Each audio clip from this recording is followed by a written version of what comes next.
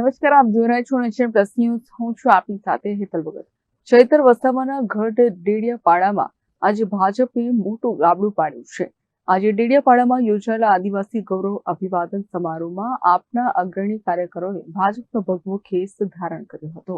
નર્મદા જિલ્લાના ડેડિયાપાડામાં આજે આદિવાસી ગૌરવ અભિવાદન સમારોહ અંતર્ગત ભાજપનું ભવ્ય શક્તિ પ્રદર્શન યોજાયું હતું. આ શક્તિ પ્રદર્શનના કાર્યમાં આપના અગ્રણી કાર્યકરો પણ ભાજપમાં જોડાયા હતા. આદિવાસી ગૌરવ અભિવાદન સમારોહ દરમિયાન આપના પ્રફુલ્લ વસાવા અને રાજ વસાવા નાયબ મુખ્યમંત્રી હર્ષ સંઘવીના હસ્તે ભગવો ખેસ ધારણ કરી વિધિવત રીતે ભાજપમાં જોડાયા હતા, જેનાથી નર્મદા જિલ્લામાં રાજકારણ ગરમાયું હતું અને સાથોસાથ આપમાં ખળભળાટ મચી ગયો હતો. પ્રફુલ્લભાઈની વિનંતી કરું, તેઓ પણ ખેસ ધારણ કરે. પછી રાજભાઈ વસાવા એડવોકેટ શ્રી, રાખસકોટીથી અનવરભાઈ અને તેમના બધા જ લોકો, ઘાટોલીથી ઉમેશભાઈ અને તેમની ટીમ, ગાજરગોટાથી રામસિંહભાઈ એમની ટીમ, હા છે એમ છે પાછળ છે.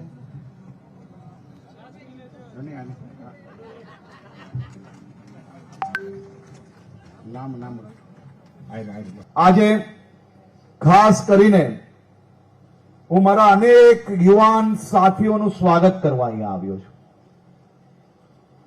આજે આપના પાપ,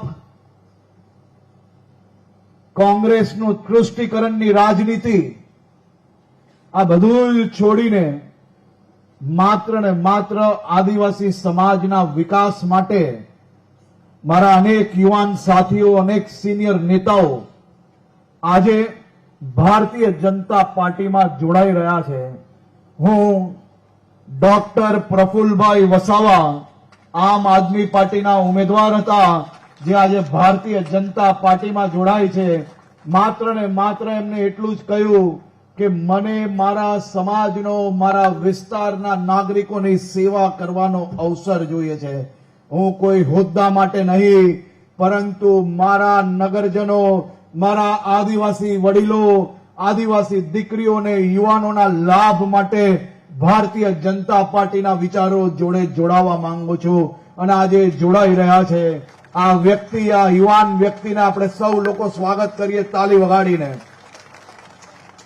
ખૂબ સારું કામ કરી રહ્યા છે, નિસ્વાર્થ કામ કરી રહ્યા છે. આ નિસ્વાર્થ નેતાનું હું હૃદયથી ભારતીય જનતા પાર્ટીમાં સ્વાગત કરું છું. એડવોકેટ રાજ વસાવા, આ બે સાથીઓને હું અભિનંદન એટલા માટે આપું છું કે હું બી યુવાન છું, આ બે બી યુવાન છે, પણ યુવાન તરીકે અમારા રાજભાઈ બી ડોક્ટર પ્રફુલ્લભાઈની જેમ કે મારા વિસ્તારના વધારેમાં વધારે લોકોને રાજ્ય સરકારની વિવિધ યોજનાઓનો લાભ કઈ રીતે અપાય, જે છેવાડાનો માનવી હજી બી કોઈ લાભથી વંચિત હોય એને વધુમાં વધુ લાભ અપાવવા માટે આ વિચારધારા જોડે જોડાઈને ભારતીય જનતા પાર્ટીના યુવાનોને બી એ દિશામાં કામે લગાડીને હું બી આ કામે જોડાવા માંગુ છું. ડોક્ટર રાજભાઈ વસાવા એડવોકેટ છે, અદભુત કામગીરી કરી રહ્યા છે. રાજભાઈને હું ભારતીય જનતા પાર્ટીમાં સ્વાગત કરું છું. તમને શુભકામનાઓ આપું છું કે તમે ને તમારા સાથીઓ સાથે મળીને હજી વધુ મજબૂતાઈથી આ ક્ષેત્રની સેવામાં આપણે સૌ લોકો team Narmada, team Gujarat, team ભારતમાં એક જ ફોર્સ તરીકે આપણે લાગી જઈએ અને સૌ લોકો આપણે સાથે મળીને આદિવાસી સમાજના હિતમાં કામગીરી કરીએ. અત્રે ઉલ્લેખનીય છે કે અનિલ ભગત, પ્રફુલ્લ વસાવા, રાજ વસાવા, ચૈત્ર વસાવા જેવા આદિવાસી વિચારધારા પ્રત્યે ઈમાનદાર લોકો છોટુ વસાવા સાથેનો છેડો ફાડીને આમ આદમી પાર્ટીમાં જોડાયા હતા.